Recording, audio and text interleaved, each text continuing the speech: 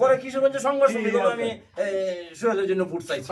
কি হইব আমার শুনেন, হ্যাঁ এটা আমি জানি, এটা আমি শৌকতের সামনে দেখে বলতে চাচ্ছি না, আপনার শৌকতকে খুশি করার জন্য এবং আপনাকে খুশি করার জন্য বলতেছি না, বাস্তব জায়গা।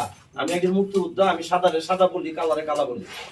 আপনার চেহারা এবং এটার মধ্যে কিন্তু বোঝা যায়। এটা তো এই হাতিক ভাই জানে যে এই সংগঠনটা নেওয়ার লাগিয়া অনেক চেষ্টা করেছে। আপনি যেভাবে হোক লাগিলি এই সংগঠন ফাইয়াচ্ছেন, আপনি এই সংগঠনের উপর নির্ভর করিয়া হোসেনপুর যা প্রয়োজন আপনি করেন, আমার সার্বিক সহযোগিতা পাইবেন।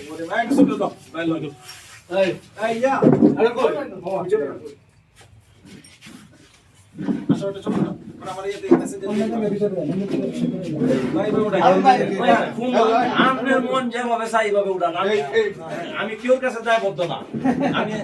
আমি একজন মুক্তিযোদ্ধা, আমি স্বাধীন চেতা মানুষ, আমি আমার বিবেকের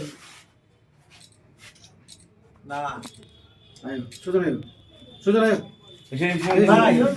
দেশপ্রেমিক হইলেও কি বলতেছি, দেশপ্রেমিক গল্প দেখা আমি তো যে বাংলাদেশের যে অবস্থা ফেরস্ত হয়ে দিব, কঠিন অবস্থা, কিন্তু কঠিন। আতিক ভাই, হ্যাঁ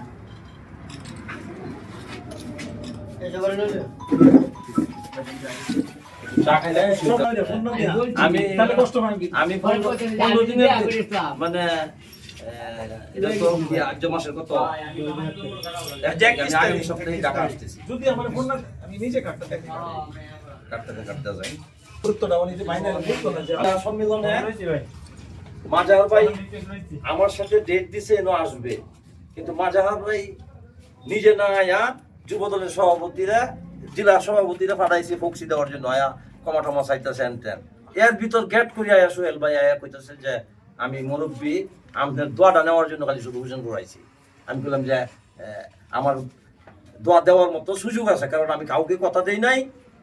আমি তুমি দোয়া চাইছো, পুরা দোয়া দিয়ে দিলাম। পরে কিশোরগঞ্জে সংঘর্ষ হলো, আমি সোহেলের জন্য ভোট চাইছি। কি হইব আমার শুনেন, হ্যাঁ রাজনীতি করতে হলে heart should be like N ocean, হৃদয়টা হইতে হবে সাগরের মতো, সাগরের মতো। কিছু নেওয়া আপনার কিছু মালিক, এবং এই সাগরের মতো আপনি যদি আপনার সম্পদের মতি দেখা আমার গাড়ি তো টাস করে কোথাও আমার আছে মাক্কেলে, সাগরের মতো বুকটা আছে দেখে, কলজাটা আছে দেখে আয়। এই 54 বছর যাবত এই চেম্বার লইয়া হোসেনপুর আমি আছি, কোন দলের নেতা এইরকম 54 বছর কন্টিনিউ করে নাই। আমি 111 অমুক তমুক কোনোটাতেই আমি আমার চেম্বার ছাড়ি নাই 1 সেকেন্ডের জন্য। আমি দোয়া করি আপনি আমার এই বাহিনী লইয়া কাজ করেন, ও কথা ছাড়ুন না যে আলাদিনের ছাড়ুন না যে ছাড়লে ভালো করে ভাই।